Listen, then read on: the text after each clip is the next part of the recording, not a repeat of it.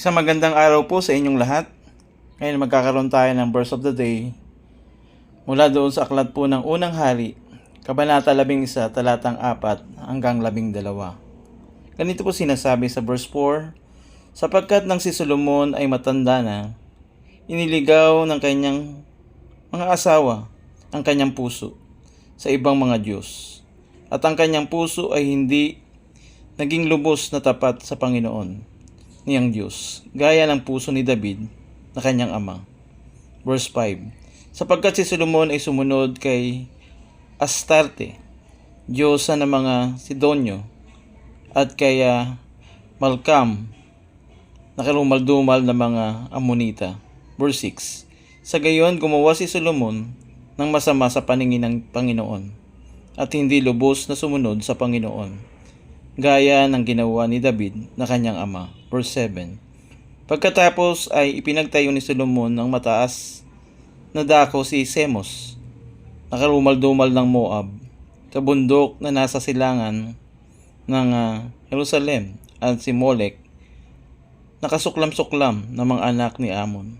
Verse 8, gayon ang ginawa niya para sa lahat ng kanyang mga asawang banyaga, na nagsunog ng mga insenso at naghain ng kani-kanilang mga Diyos.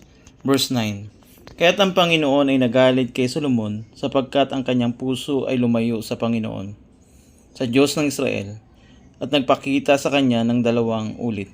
Verse 10, at siya'y nag-utos sa kanyang tungkol sa mga bagay na ito, na siya'y huwag sumunod sa ibang mga Diyos, ngunit hindi niya iningatan ang inuutos ng Panginoon. Verse 11, kaya't sinabi ng Panginoon kay Solomon, yamang ito'y nagawa mo at hindi mo tinupad ang aking tipan at ang aking mga tuntunin na aking inuutos sa iyo, tiyak na aking aagawin ang kaharian sa iyo at aking ibibigay sa iyong lingkod.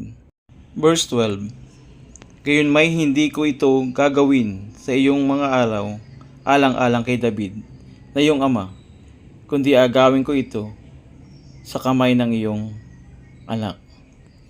Salamat sa pagkabasa ng salita ng Diyos. Ang pagkakasala nga nagawa ni Solomon ay una, ay ang pag-aasawa ng banyaga na tinukoy doon sa verse 4, na nagligaw sa kanyang puso. Pangalawa, ang pagsamba sa Diyos-Diyosan na karumal-dumal sa Diyos, na binanggit doon sa verse 5 and verse 7, na masama sa paningin ng Panginoon doon sa verse 6 at verse 8. At sa verse 9, nagalit ang Panginoon dahil ang utos kay Solomon ng Diyos, huwag kang sumunod sa ibang Diyos, na tinukoy ng verse 10. Kaya ang consequence nito ay ang pag-agaw sa kanyang kaharian. Hindi sa panahon niya, dahil may pangako siya kay David, kundi sa anak niya.